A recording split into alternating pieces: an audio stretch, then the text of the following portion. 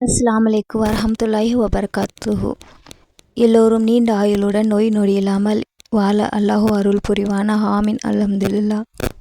நபி ஸல்லல்லாஹு அலைஹி வஸல்லம் அவர்கள் கூறிய சக்தி வாய்ந்த வறுமையை போக்கும் துஆ. மஹ்ரிப் தொழுகைக்கு பிறகு ஓத வேண்டிய ஒரு முக்கியமான சூரா வாக்கியா ஆகும். இது பல ஹதீஸ்களில் நபி ஸல்லல்லாஹு அலைஹி வஸல்லம் அவர்களால் பரிந்துரைக்கப்பட்ட ஒரு சூரா. இஸ்லாமிய பண்டிதர்கள் இதனை மஹ்ரிப் தொழுகைக்கு பிறகு அல்லது இரவு நேரத்தில் இஷா முன்னோக்கி ஓதுவதற்கு பரிந்துரை செய்கின்றனர். சூரா வாக்கியா அரபி பெயர் அல் வாக்கியாத்து, தமிழ் பெயர் நிகழ்வுகள். மொத்த வசனங்கள் ஆயத்துகள் 96. தொழுகைக்கு பிறகு இரவு நேரத்தில் ஏன் ஓத வேண்டும்? ஹதீஸ்களில் இது வறுமையை தடுக்கும் என்று நபி ஸல்லல்லாஹு அலைஹி வஸல்லம் அவர்கள் கூறியிருக்கிறார்கள். இது இறுதி நாளின் நிகழ்வுகளை விவரிக்கும் மிகவும் சக்தி வாய்ந்த சூரா. மனதை இறுதி நாளுக்கு தயார்படுத்துகிறது. ஹதீஸ் ஆதாரம் அரபி மற்றும் தமிழ் உரை பொருள் வசனங்கள். 1. இஸா வாக்கிஆத்தில் வாக்கிஆத்து. தமிழ் நிகழ்வு நேர்ந்த போது, இறுதி நாள் கியாமத் நாள் நிகழும் போது. 2. லைஸா லிவஹாத்திஹா காஸிபாத்து.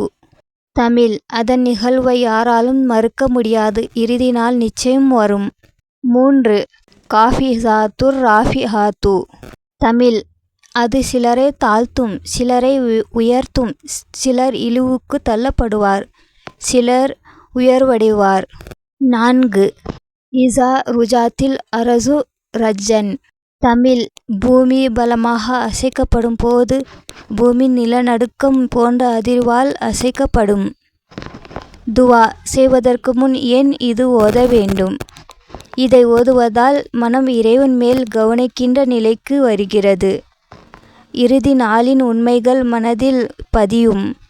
தொழுகைக்கு பின் துஆ செய்யும் போது நம் மனம் இறைவனிடம் மிகுந்த பணிவுடன் இருக்கும். வறுமை, துன்பம் போன்றவை நம்மை விலகும் என்று நம்பப்படுகிறது. ஓதும் முறையும் நேரமும். மஹ்ரிப் தொழுகைக்கு பிறகு அல்லது இஷா தொழுகைக்கு முன் ஓதும் போது மனதுடன் அர்த்தம் புரிந்து கொள்வது சிறந்தது. நபிமொழி ஹதீஸ் அடிப்படையில் இது ஒரு வழக்கமான இரவு வழிபாட்டு அம்சமாக எடுத்துக்கொள்ளலாம். துஆ முடிந்தது. துஆ பிடிச்சிருந்தா எல்லோருக்கும் ஷேர் பண்ணுங்க, அவர்களுக்கும் பயனுள்ளதாக இருக்கட்டும். சப்ஸ்கிரைப் பண்ணிக்கோங்க, லைக் பண்ணுங்க, ஷேர் பண்ணுங்க. இன்னொரு துஆவில் சந்திக்கலாம். தேங்க்யூ ஃபார் வாட்சிங்.